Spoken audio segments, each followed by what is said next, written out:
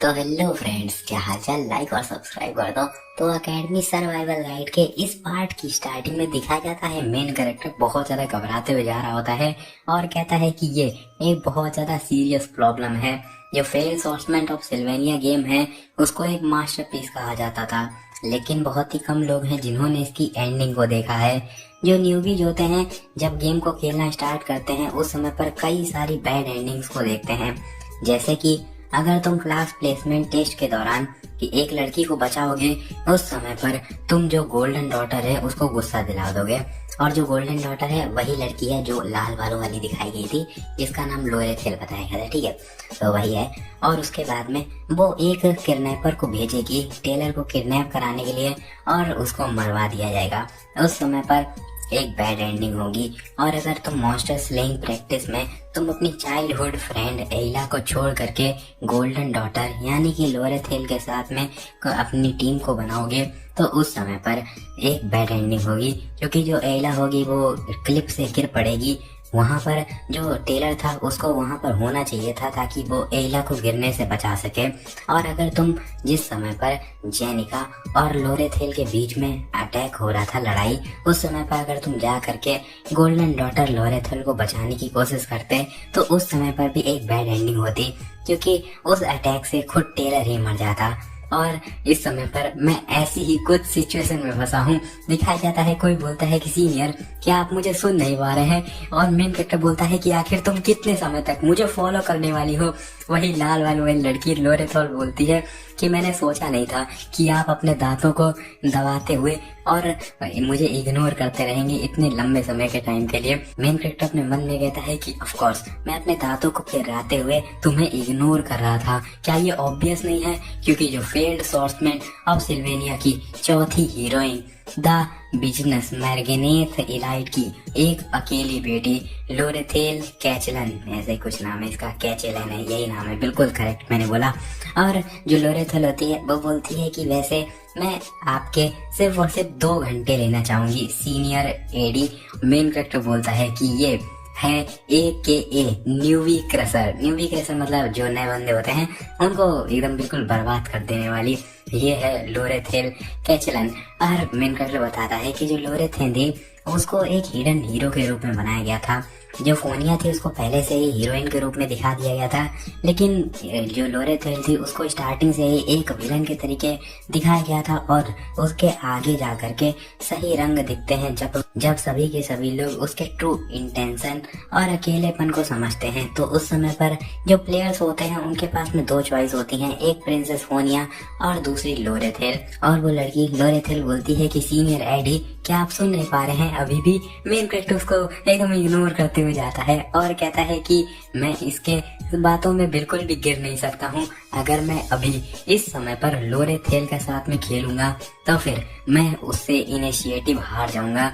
तो वह लड़की फिर से एकदम पास आ जाती है, एकदम मक्खन लगाते हुए बोलती है कि आपको एटलीस्ट मेरी बातों को सुन तो लेना चाहिए, मैं आपकी थोड़ी सी मदद करना चाहती हूँ। मेन कैरेक्टर बोलता है कि ऐसी चीजें मत कहो जिनको कि तुम कर ना पाओ। इसको सुनकर के वो लड़की बोलती है कि ओ मेरे सीनियर, आखिर आप मेरे रिस्पेक्ट जो मैं आपको दे रही हूँ आखिर उसके लिए ऐसा कैसे कह सकते हैं। अच्छा देखो, मैं आपको एक इंस्पिरेशन के लिए समझती हूँ। इवन इतने ज्यादा कठिन समय में भी आप अपनी पढ़ाई को कंटिन्यू कर रहे हैं। ऑफ कोर्स आप थोड़े से घमंडी हैं और अपने से ही मतलब रखते हैं, बहुत ज्यादा नकचढ़े हैं, ढीठ हैं, लेकिन इनसे किसे ही फर्क पड़ता है। प्लीज मेरे ऑफर को सुनो, मैं आपको पहले ही डाउन पेमेंट के रूप में 3 गोल्ड के सिक्के दे रही हूँ। आप जो जेनिका है इस समय पर उनके बहुत ज्यादा क्लोज हैं, तो मेरी मदद करो उसके साथ में फ्रेंड बनने में। मेन कैरेक्टर देखता है उन गोल्ड को और अपने मन में कहता है कि 3 गोल्ड किन्हीं लोगों के लिए ये पूरे महीने की उनकी अर्निंग होती है। मेन कैरेक्टर के पास में जाता है और कहता है कि क्या जो गोल्डन डॉटर है वो अपने कनेक्शंस को रुपए से खरीदती है। तो वो लड़की बोलती है कि इसको रख लो, मैं जानती हूँ और तुम्हारी सारी की सारी जो भी परेशानियां हैं उनसे समझती हूँ, क्योंकि मेरे लिए वही अच्छा है जितने ज्यादा लोग मेरे साइड में हों। और जो रुपए होती है उसको मेन कैरेक्टर की जेब में डाल देती है। और मेन कैरेक्टर उसको देखते हुए अपने मन में कहता है कि ये लड़की अच्छे तरीके से रियलाइज कर गई कि इस समय पर वो प्रिंसेस फोनिया के साथ में पॉलिटिकल फाइट कर रही है एकेडमी पर कंट्रोल करने का। और उसको इस समय पर पक्का ही बहुत सारे साथियों की जरूरत है। और हंसते हुए बोलता है कि ठीक है, चलो अपनी पहले इस डील पर हाथ को मिलाते हैं। और वो लड़की भी हाथों को आगे करती है और अपने मन में कहती है कि ऐसे लोग जो कि शुरू से ही बहुत ज्यादा अमीरी भरी जिंदगी को जी रहे होते हैं, जिस समय पर उनके पास में गरीबी आती है तो वो उनका पूरा का पूरा दिल टूट जाता है। पर सरप्राइजिंगली जो लोग इस चीज को बिल्कुल भी फेस करते हैं तो फिर वो बिल्कुल डाउनफॉल की तरफ चले जाते हैं। इवेंचुअली वो लोग अपनी फैमिली को बेच देते हैं, अपने घमंड को बेच देते हैं, यहाँ तक कि खुद को भी बेच देते हैं, सिर्फ और सिर्फ सोने के सिक्कों के तरीके।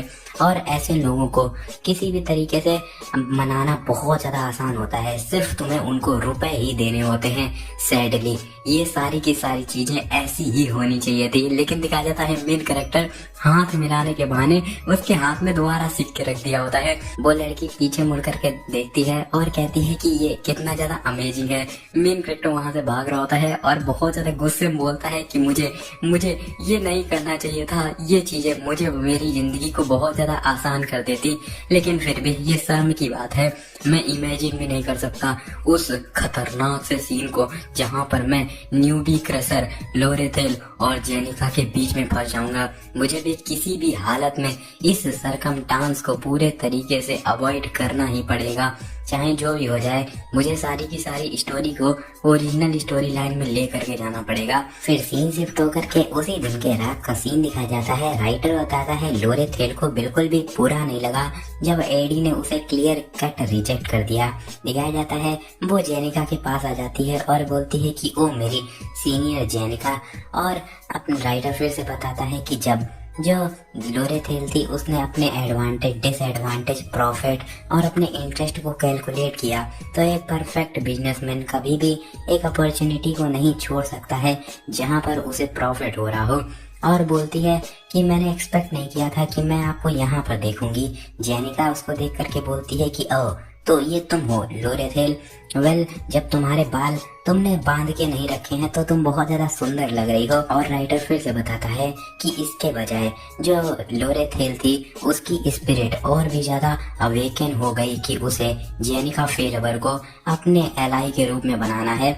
और बोलती है कि आप जानती हैं यहाँ पर एक बहुत बड़ा मुद्दा बन चुका है कि मैंने फॉरबिडन इंटरमीडिएट मैजिक का यूज किया था कॉम्बैट ट्रेनिंग के में।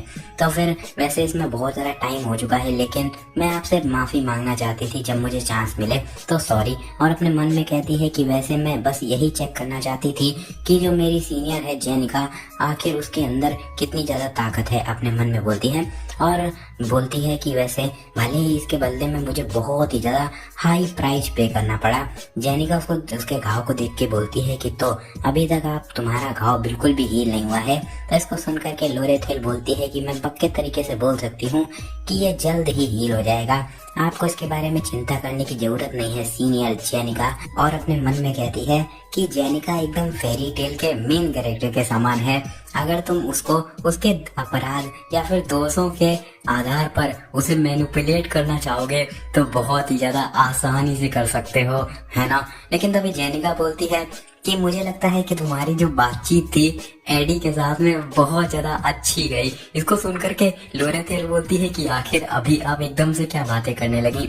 इसको सुनकर के जेनिका बोलती है कि वैसे मैंने उनसे कहा है कि जब भी किसी लोगों की पर्सनल बातें चल रही हों तो उन पर बिल्कुल भी ध्यान ना दो, लेकिन जो स्पिरिट्स हैं मुझे लगता है कि उनको दूसरों की बातचीत सुनना बहुत ही ज्यादा पसंद है और उसके आसपास इतनी सारी स्पिरिट्स होती हैं। और बोलती है कि वैसे मैंने जो नॉर्थ साइड में फॉरेस्ट में तुम लोगों की बात हुई थी मैंने हर बात को सुन लिया है। लोरेथेल बोलती है कि क्या इसका मतलब ये है, और अपने मन में सोचने लगती है जहाँ पर उसने सारी की सारी बातें करी होती हैं। तभी जेनिका उसके पास में आती है और बोलती है कि तुम जानते हो ना कि तुम कभी भी रुपए से सिंसियरिटी को नहीं खरीद सकते हो। वैसे अगर तुम्हें सच बताऊं तो फिर मुझे तो जो एडी था उसने और भी ज्यादा बुरे तरीके से रिजेक्ट किया था। और हंसने लगती है और कहती है क्या मैंने अपनी बातों को कुछ ज्यादा ही बढ़ा चढ़ा के बोल दिया। सॉरी, मैं पहली बार एक सीनियर बनी हूँ तो मैंने बातों को ज्यादा बढ़ा चढ़ा के बोल दिया। ये सच में बहुत ज्यादा शर्मनाक है। और लोरेथेल इसको देख करके अपने मन में कहती है कि मुझे मुझे अपनी सारी की सारी जो भी कैलकुलेशन मैंने करी थी उसको दोबारा से कैलकुलेट करना पड़ेगा। और जेनिका वहां से जाते हुए बोलती है कि वेल मैं यहाँ से जा रही हूँ क्योंकि अगर यहाँ पर बहुत ज़्यादा टाइम लगता है किसी हाई रैंक की स्पिरिट के साथ में कांटेक्ट करने में। तुम्हें समझ में आ रहा है ना? वैसे भी मुझे इस समय पर बहुत ज़्यादा हार्ड वर्क करना है क्योंकि मुझे बहुत ही ज़्यादा काम है। और लोरेथेल अपने मन में कहती है कि जेनिका वेलवर एक ऐसी बंदी नहीं है जिसको कि फेरी टेल के कैरेक्टर के रूप में समझूं। मैंने इस चीज को एकदम गलत सोच करके रखा था। मैंने सोचा था वो एक ऐसा इंसान है जिसको कि दुनिया में जो भी पॉलिटिक्स चलती है उसके बारे में बिल्कुल भी पता नहीं है। एब्सोल्युटली मैं पूरे तरीके से गलत थी। और जेनिका वहाँ पर रुकते हुए बोलती है कि हाँ लोरेथेल वैसे सॉरी, उस दिन मैंने लगता है तुम्हें कुछ ज्यादा ही हर्ट कर दिया था, है ना? और जो लोरेथेल होती है अपने मन के अंदर में बोलती है कि भले ही वो पूरी पूरी डार्क साइड को जानती हो इस दुनिया की, लेकिन फिर भी वो एक ऐसी बंदी है जिसने कि अपनी चीयरफुल पर्सनैलिटी को मेंटेन करके रखा है। और अपनी जेनिका एकदम खतरनाक सा चेहरा बनाते हुए बोलती है कि मैं आशा करती हूँ कि तुम जल्द ही ठीक हो जाओ, और वहां से चली जाती है। लोरेथेल उसको देखते बोलती है कि ये बहुत ही ज्यादा हार्ड है।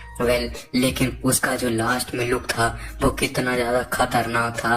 सीन दिखाया जाता है जहाँ पर जेनिका बैठी होती है और कहती है कि मुझे हार्ड वर्क करना पड़ेगा। ये बहुत ज्यादा नाइस होता है ना जब कोई इंसान तुमसे बहुत ज्यादा अच्छी चीजों को एक्सपेक्ट करे। सीन शिफ्ट होकर के दिखाया जाता है अपना मेन कैरेक्टर कपड़ों को सुखा रहा होता है।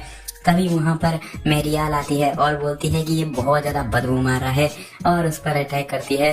और मेन कैरेक्टर चिल्लाता है कि मैंने अभी अभी उनको टांगा था। और एकदम से पीछे मुड़ करके देखता है, बोलता है कि आखिर कौन है। और सामने एक मेड आई होती है जिसको देख करके बताता है कि सीनियर मेड ऑफ सिल्वेनिया, सबसे ज्यादा अच्छी एक मेड बेले माया यही थी जिन्होंने मुझे वहां से किक करके भगाया था। और वो मेड माया बोलती है कि मैं जानती थी कि तुम यहाँ पर रह रहे हो। लेडी जेनिका तुम्हारे बारे में बहुत ज्यादा बातें करती हैं। मैंने ये रियलाइज नहीं किया था कि तुम इस स्टेट में रह रहे हो। और मेन कैरेक्टर एकदम अजीब तरीके से अपने मन में सोचता है कि आखिर किस स्टेट में। और जो मेड होती है वो बोलती है कि मैं बहुत ज्यादा खुश हूँ तुम्हारे अंदर चेंजेस को देख करके। मेन कैरेक्टर बोलता है कि ओके, और बताता है कि जो भी बेले के बर्ड थे मैंने उनको घंटा नहीं सुना, और मेरी जो आंखें थी वो हमेशा एक ही तरफ जा रही थी। क्योंकि देखा जाए ये जो भी मेडें होती हैं ये हर एक घर के कामों को करने में बहुत ज्यादा परफेक्ट होती हैं। वहाँ तक कि जो स्टूडेंट होते हैं उनको खिलाने में भी तो पक्का ही उस बकेट के अंदर में बहुत ज्यादा अच्छे इंग्रेडिएंट होंगे जो कि इलाइट मेड फॉरेस्ट से जमा करके लाई होंगी। ये पक्का ही हाई ग्रेड की इंफॉर्मेशन होने वाली है जो कि यहाँ तक कि तुम किताबों में भी नहीं ढूंढ पाते हो। चलो अच्छे तरीके से सोचते हैं कि जो बेले माया है तो उनका मेन प्लॉट में कितना ज्यादा इम्पैक्ट है। और वो माया बोलती है कि यहाँ पर तुम्हें बिल्कुल भी मेरे से रिस्पेक्टफुल होने की कोई भी जरूरत नहीं है, तुम मुझसे आसानी से जैसे चाहो वैसे बात कर सकते हो। तो अपना मेन कैरेक्टर बोलता है कि नहीं थैंक यू, और अपने हाथों को एकदम जॉनी भैया जैसे कर लेता है, लेकिन कुछ गलत मत समझना। और बोलता है कि आखिर मैं आपसे ऐसे कैसे बात कर सकता हूँ, बिल्कुल नहीं, आप इतना ज्यादा कठिन काम जो करती हैं, मतलब चिकनी चुपड़ी बातें करने लगता है। और बोलता है अपने मन में कि यहाँ पर जो सीनियर मेड हैं उनका बिल्कुल भी मेन स्टोरी लाइन पर कोई भी डायरेक्ट इम्पैक्ट नहीं पड़ता है। और बोलता है कि आखिर उस बकेट के बारे में क्या है, और जो भी हो बातें होती हैं। और वो अपने मन में बोलता है कि चलो कितना ज्यादा अच्छा रहेगा हम दोनों के दोनों एक्स्ट्रा एक साथ दोस्त बन जाएं। और मेन कैरेक्टर बताता है कि मुझे बहुत सारी इन्फॉर्मेशन जानने को मिली, उसी के साथ में बहुत अच्छा खाना भी, मतलब पूरी बकेट ही उसको मिल जाती है। वहीं पर वो एक कप में पानी आने को गर्म करता है, कुछ चीजों को डालता है। दिखा जाता है उसका फायर मैजिक और विंड मैजिक जो होता है वो लेवल 10 पे पहुंच गया होता है। मेन कैरेक्टर बोलता है कि मेरे पास में भले ही बेसिक स्किल्स ही हैं, लेकिन फिर भी मैंने उनको इतने बार यूज किया है कि मुझे पता भी नहीं चला और मैं इनके लेवल 10 पे पहुंच चुका हूँ। और वो जो कप जैसा होता है जिसमें उसने जो बनाया होता है वो हर्बल टी होती है। और बोलता है कि भले ही चाहे जो भी हो, अगर मैं इसका सही तरीके से यूज करूंगा तो फिर मेरे जो सर्वाइवल के रेट हैं और भी ज्यादा बढ़ते जाएंगे। और उसके अलावा देखा जाए तो मेरा आज का काम पूरे तरीके से खत्म हो चुका है, लेकिन जो सूरज है अभी तक नहीं डूबा है। सच बताऊं तो फिर मुझे ऐसे रहते हुए बहुत ज्यादा मजा आ रहा है। ऊपर की तरफ में कुछ तारा टाइम में चमकता है। मेन कैरेक्टर बोलता है कि आखिर आखिर ऊपर से क्या आ रहा है, ऊपर से दिखाया जाता है एकदम से नीचे कुछ गिरता है आकर। मेन कैरेक्टर बोलता है कि व्हाट द फक, ये इस पृथ्वी पर क्या है, मेरा मेरा मेरा कीमती कैंप। भाई साहब सामने दिखाया जाता है, वहां पर वही मैरियाल आ जाती है और वो बोलती है कि उसने लगभग में मुझे मार ही डाला। मेन कैरेक्टर बोलता है कि क्या लूसी मैरियाल यहाँ पर क्या कर रही है, वो भी इस कंडीशन में। तो मेन कैरेक्टर बोलता है कि क्या मारने वाला था, आखिर कौन, और अपने मन में कहता है कि वो इस दुनिया की सबसे ज्यादा पावरफुल मेजेस में से एक आती है, तो फिर आखिर कौन ही हो सकता है उसको मारने वाला। तो इसको सुन करके वो एकदम घबराते हुए बोलती है कि बेले माया। और इसको सुन करके मेन कैरेक्टर अपने मन में बोलता है कि क्या बेले माया, वो तो एक बहुत ज्यादा अच्छी है। तो इसको सुन करके वो बताती है कि नहीं, मैं डेली जैसे अपनी क्लास को छोड़ती थी वैसे ही मैं अपने क्लास को छोड़ रही थी, लेकिन आज वो पता नहीं क्यों बहुत ज्यादा गुस्से में थी। उन्होंने अपने मुक्के को एकदम बनाया और मेरी तरफ बढ़ाई, और उसके बाद में मैं इतनी ज्यादा घबरा गई कि मैंने अपने आप एकदम से टेलीपोर्ट कर लिया, और मुझे तो लगा था मुझे बहुत ही ज्यादा चोट लगने वाली है। और कहती है कि क्या तुम्हारे पास में जर्की है। मेन कैरेक्टर बहुत ज्यादा गुस्से में उसके एक मुक्का लगाता है और बोलता है कि डैम इट, तुमने सभी चीजें बर्बाद करके रख दी, आखिर मैं अब कैसे रहने वाला हूँ। मैरियाल अपने सर पे हाथ रख लेती है। मेन कैरेक्टर अपने मन में बोलता है कि क्या वो कोई प्रोटेक्टिव स्किल का यूज नहीं कर रही है। तो लूसी मैरियाल बोलती है कि मेरा जो मैजिक है वो खत्म हो चुका है। इसको सुनकर के मेन कैरेक्टर को एक बहुत अच्छी अपॉर्चुनिटी मिल जाती है और वो उसकी तरफ देखता है और बोलता है कि क्या ऐसी बात है, और उसकी तरफ इतने ज्यादा खतरनाक तरीके से देखता है, कितना कमीना लग रहा है, एक नंबर का हरामखोर इंसान। बोलता है कि अच्छा ऐसी बात है, तो ये तो बहुत ज्यादा अच्छी बात है। ये इस वजह से क्योंकि तुमने मेरे घर को डिस्ट्रॉय किया, ये इस वजह से क्योंकि तुमने बेले माया को इतना ज्यादा बुरा भला कहा। और कहता है कि मेरे हिसाब से मुझे एक अच्छा सा बढ़िया सा एक घर बना लेना चाहिए, लकड़ियों का एकदम ठोस मजबूत। और सीन शिफ्ट होकर के दिखाया जाता है, वो लाइब्रेरी में होता है और बोलता है कि इस समय पर मेरी लाइफ फिर से बिजी हो चुकी है यहाँ पर, लेकिन मेरे पास में एक फायदा भी है, जब चाहूँ मैं लाइब्रेरी में आ करके बहुत सारी बुक्स को पढ़ सकता हूँ। और वही मटेरियल वाली बुक्स को पढ़ रहा होता है, तभी वहाँ पर कोई बोलता है कि अब इसको बंद करने का टाइम आ चुका है। तभी एक लड़की बोलती है कि क्या तुम बहुत ज्यादा देर से बहुत हार्ड स्टडी कर रहे हो। मेन कैरेक्टर बोलता है कि क्या ये इतना ज्यादा टाइम बीत गया, सॉरी इसके बारे में। तो वो लड़की बोलती है कि वेल कोई बात नहीं, मैंने जब तुम्हें इतना ज्यादा अच्छे से पढ़ाई करते हुए देखा तो फिर इससे मैं भी बहुत ज्यादा मोटिवेट हो गई। इस लड़की का नाम बताया जाता है कि एल्का आइसलैंड, ठीक है। तो मेन कैरेक्टर उसको देखते हुए बोलता है कि क्या उसको देख करके ऐसा लग रहा है उसकी आंखों से जैसे कि वो मेरे नाम को जानना चाहती है, और बोलता है कि एड रूट टेलर। और इसको देख करके वो जो लड़की होती है एकदम घबरा जाती है। मेन कैरेक्टर बोलता है कि हाँ, जाना पहचाना ही फेमिलियर सा एक रिएक्शन है। अपने मन में ही कहता है कि यहाँ पर ये जो बंदा है इसकी जो पर्सनैलिटी है ये पहले से इतनी ज्यादा खराब है कि कोई भी बड़ी बात नहीं है, चाहे मैं जितने अच्छे तरीके से रहूं लेकिन कोई भी चीज चेंज नहीं होने वाली है। तभी वो लड़की एल्का बोलती है कि तुम जैसा कि रूमर्स में कहे जाते हो उससे तो बहुत ही ज्यादा अलग हो, तुम यहाँ तक कि एलिमेंटल की पढ़ाई भी कर रहे हो, जो कि मुझे भी बिल्कुल भी समझ नहीं आती है, और इवन तुमने जो 6 टेक्निक है उनको भी पढ़ भी डाला यहाँ पर बैठे बैठे। वो लोग कहते हैं कि तुम बहुत ज्यादा घमंडी हो और तुम कोई भी चीज जानते ही नहीं हो। मुझे लगता है कि रूमर ऐसी चीज नहीं है जिन पर तुम्हें भरोसा करना चाहिए।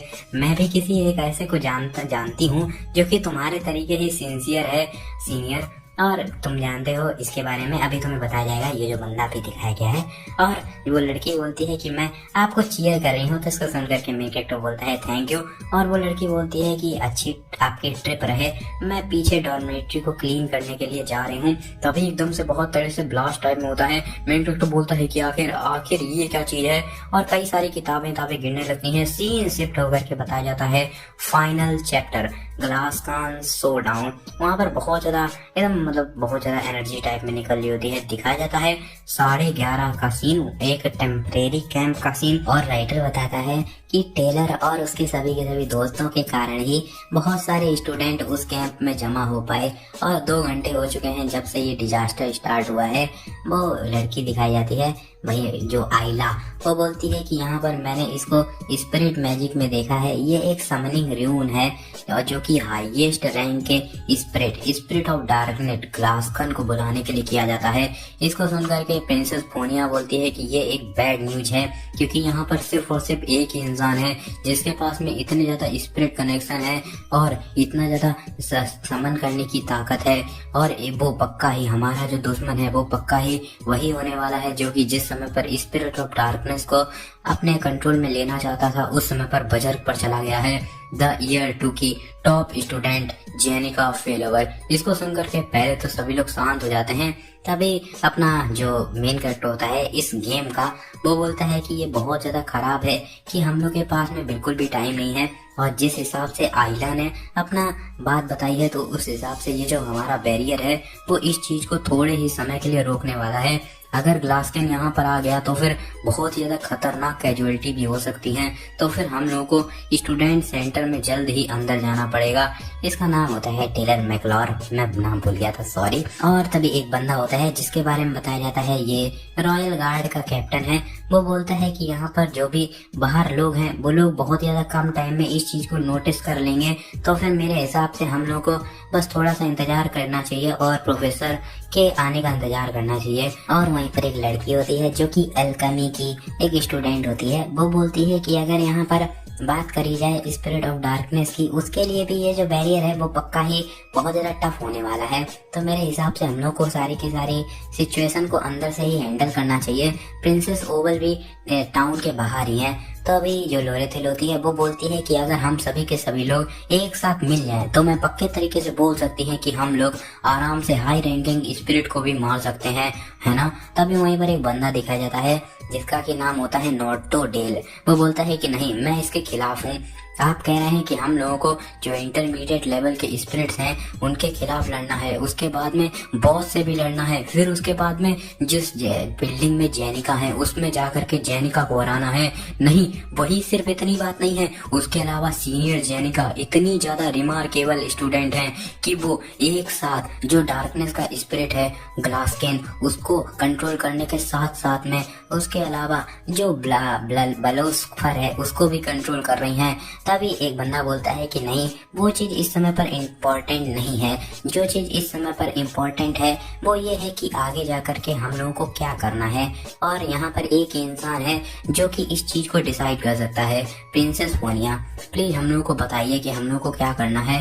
राइटर बताता है कि जिस समय पर सभी लोग प्रिंसेस फोनिया के डिसीजन का इंतजार कर रहे थे उस समय पर तभी प्रिंसेस फोनिया के मन में एक बंदा जिसने कि कुछ कहा था उसके बातें प्रिंसेस के दिमाग में घूमने लगी। पहले का सीन दिखाया जाता है जहाँ पर अपना एमसी मतलब मेन कैरेक्टर, कुछ और मत समझना, वो बोलता है कि वैसे जो बर्डन मैं कैरी कर रहा हूँ वो पक्का ही प्रिंसेस आपके बर्डन से बहुत ही ज्यादा हल्का है ना। लेकिन फिर भी क्या ये अच्छा नहीं रहेगा कि आप अपने दिमाग को थोड़ी सी शांति दें।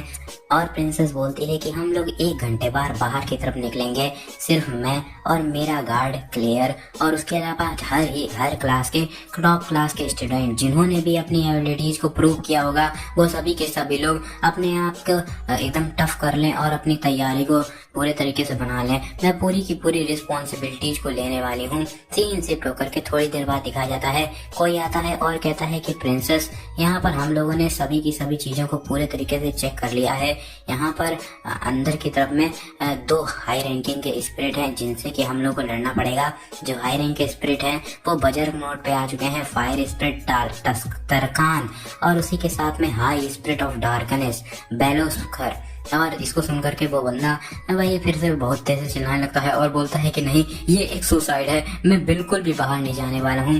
तभी वो लोरेथिल बोलती है कि पर क्या यहाँ पर सच में उसके पास में इतना ज्यादा दम है, मतलब इतनी ज्यादा वो पावरफुल कैसे हो सकती है, भले ही वो एक तो 2nd क्लास की सीनियर ही क्यों ना हो, वो ग्लास्केन को पहली बार समन कर रही है और उसी के साथ में ये जो भी स्पिरिट हैं उनको भी सेम टाइम पर अपने कंट्रोल कर पा रही है। इसको सुनकर के आइला बोलती है कि वेल बात करी जाए वेलोस्फर की पावर की, तो उसके बारे में बताया जाए तो फिर सीनियर जेनिका सिर्फ और सिर्फ एक मैनिफेस्टेशन का एक सिर्फ और सिर्फ माध्यम है। क्योंकि बताया जाए स्पिरिट ऑफ डार्कनेस वो स्पिरिट सॉर्सरर की सबसे बड़ी दुश्मन होती है। उनकी पावर इतनी ज्यादा होती है जिनको कंट्रोल करना स्पिरिट सॉर्सरर के लिए बहुत ज्यादा मुश्किल होता है। तो जो डीमन होता है वो अपनी उस पावर का यूज करके जो स्पिरिट सॉर्सरर होता है उन पर एक कंट्रोल पा लेता है। तो मेरे हिसाब से इस समय पर जो प्रिंस जो अपनी जेनिका है वो भी इस समय पर डार्कनेस के कंट्रोल में ही है।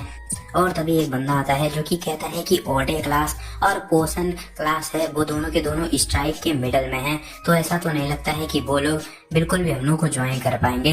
तो इसको सुनकर के प्रिंसेस थोड़ा सा परेशान होते हुए बोलती है कि सच में क्या हम ही लोग हैं जो कि इस समय पर प्रॉपर एक्शन ले सकते हैं। और वो लड़का बोलता है कि वेल मेरे हिसाब से उधर तरफ कोई भी स्टूडेंट नहीं बचा हुआ है। तभी पीछे से कोई चिल्लाता है और बोलता है कि नहीं, यहाँ पर एक है, वहाँ पर लाइब्रेरी के साइड में मेरे साथ में पढ़ने वाली एक स्टूडेंट है और उसका दो एक अप्रेंटिस लाइब्रेरियन है, उसी के साथ में एक सेकेंड ईयर का लड़का भी है। इसको सुन करके जो प्रिंसेस होती है वो बोलती है कि आखिर उस अप्रेंटिस का नाम क्या है। इसको सुन करके वो लड़की बताती है एल्का आइसलैंड। इसको सुनते ही वो बंदा एकदम बहुत ज्यादा चौंक जाता है और कहता है कि क्या क्या तुमने उसका नाम एल्का कहा। तो वो लड़की बोलती है कि हाँ, वो एक अप्रेंटिस लाइब्रेरियन थी, तो मैं उसको वहाँ पर सिखा रही थी कि जो भी किताबें हैं उनको कैसे मैनेज किया जाता है। तो वो लड़का वहाँ से जाने लगता है और बोलता है कि डैम इट, मुझे जल्दी से जल्दी जा करके उसे रेस्क्यू करना पड़ेगा। और वो जो एल्का थी वो बात कर रही थी कि मुझे एक बंदा याद आ रहा है जो कि आपके तरीके है, वो इसी की बात कर रही थी, ठीक है। तो वहाँ से जाने लगता है और बोलता है कि एल्का बहुत ज्यादा पावरलेस है, मुझे जा करके उसे डिफेंड करना पड़ेगा। तभी प्रिंसेस और लोरेथिल दोनों के दोनों उसके सामने आ जाते हैं। लोरेथिल बोलती है कि रुक जाओ जिक्स, जो स्टूडेंट लाइब्रेरी है वो बहुत ज्यादा दूर है, इस समय पर हम लोग के लिए जरूरी चीज है कि हम लोग सीनियर जेनिका को जा करके रेस्क्यू करें। और प्रिंसेस बोलती है कि हाँ ये एकदम सही बात है जिक्स, और वहाँ पर एक सेकेंड ईयर का बच्चा भी है, क्या तुमने सुना नहीं? आखिर तुम क्या ख्याल है कि तुम उस बच्चे पर बिलीव करो। इसको सुन करके एकदम शांत हो जाता है और प्रिंसेस बोलती है कि तुमने यही कहा ना, वहाँ पर एक सेकेंड ईयर का बच्चा है। तो वो लड़की बोलती है कि हाँ, लेकिन तभी वो बंदा एकदम बहुत तेज से आता है और उस लड़की को पकड़ करके उठा देता है और बोलता है कि बताओ जल्दी से आखिर वो बंदा कौन है। तो वो लड़की घबराते हुए बोलती है कि एड ये है एड रोड टेलर। इसको सुनते ही भाई साहब ये बंदा एकदम घबरा जा रहा है और जो लड़की होती है वो बोलती है कि मुझे माफ कर दो, वो बहुत ज्यादा देर रात तक वहाँ पर बैठा रहता है, इस वजह से मैं परेशान हो गई थी और मैं उसको एल्का को वहाँ पर छोड़ आई। और तुम लोगों को पता ही है जो वो बंदा है वो किस तरीके का बंदा है। और भाई साहब जैसे ही सब लोग ये चीज सुनते ना, उनकी एक इमेज ऐसी आ जाती है मेन कैरेक्टर की, कितनी तक खतरनाक इमेज है, मैं कसम से बता रहा हूँ। बहुत बढ़िया, वेरी गुड बेटे, तूने शेर है तू मेरा, इतनी मस्त इमेज बना करके रखी हुई है। और वो लड़की बोलती है कि जो एल्का है वो किसी भी रूमर्स पर बिलीव नहीं करती है, तो इस वजह से उसने कहा मैं यही पर रुकूंगी। और इसको सुनते ही वो बंदा एकदम बिल्कुल शांत खड़ा हो जाता है और पीछे लड़के बात करने लगते हैं कि क्या एड रोटेलर वो एक बेशर्म लड़का, उसी के साथ में अप्रेंटिस वहाँ पर लाइब्रेरी में अकेले हैं, क्या सच में? डैम इट, ऐसा तो हो ही नहीं सकता है। और प्रिंसेस बोलती है कि जिक्स, और जिक्स बहुत ज्यादा गुस्सा हो जाता है। प्रिंसेस इस बार भी उसके सामने आकर के खड़ी हो जाती हैं और बोलती है कि क्या क्या ख्याल है, उस पर तुम भरोसा रखो। और ये सुनते ही भाई सब के सब एकदम पत्थर की मूर्ति हो जाते हैं और सब के सब एकदम शांत। प्रिंसेस भी थोड़ा सा चौंक जाती है, पीछे लो रहे थे उसी के सामने वो बंदा सब शांत, और वो बंदा एकदम बहुत ज्यादा गुस्सा होते हुए उस बैरियर से निकल जाता है। बहुत सारी डार्क स्पिरिट उसकी तरफ में बढ़ने लगते हैं। वो अपने मन में कहता है कि अगर उसने एल्का का एक बाल तक टच किया तो फिर मैं उसकी हड्डियों को चूरमा बना करके उसको थैले के तरीके फेंक दूंगा। भाई साहब क्या आप तेरी ऐसी की तैसी होने वाली है पक्का। अरे रोड टेलर बच के रहे। इसी के साथ में इस चैप्टर का एंड होता है। और अगर एक्सप्लेनेशन में थोड़ी दिक्कत लगी हो तो फिर सॉरी यार, क्योंकि गर्मी है बहुत ज्यादा और उसी के साथ में साले मच्छर भी काट रहे हैं यार। इस समय मच्छर बहुत आने लगे, कम से कम सर्दियों में मच्छर तो नहीं थे दोस्त। चलो ठीक है, एंड करते हैं वीडियो को। कैसा लगा एक्सप्लेनेशन जरूर बताना। और अगर तुम चाहते हो, इतनी ज्यादा एक्साइटमेंट है, मुझे पता है तुम लोग कहोगे आज ही चाहिए चैप्टर, तो आज चाहिए तो फिर तुम 3 बार 69 अपना कमेंट करवा दो और एक बार 107 लाइक करवा दो। समझ रहे हो? मतलब 3 बार 69 ज्यादा नहीं होते हैं, 207 होते हैं। और 3 बार 69 मैंने क्यों बोला, आई थिंक तुम लोग समझ चुके होगे। अगर नहीं समझे हो ना तो तुम वही हो जिसकी वजह से जो नॉन एनिमे देखने वाले होते हैं वो लोग एनिमे को कार्टून बोल देते हैं। तुम जा करके पोगो देखो, ठीक है। और उसके अलावा 107 तुम्हें तब पता चलेगा जब तुम ड्यूक के वीडियो देखोगे। यार तुमने ड्यूक के वीडियो अगर नहीं देखे ना, तुम क्या कर रहे हो, देखा करो, बहुत मजा आती है, देखा करो। ठीक है, तो एंड करते हैं फिर इसी के साथ में इस चैप्टर को। मिलेंगे नेक्स्ट एपिसोड में। Till then tata, take care, bye.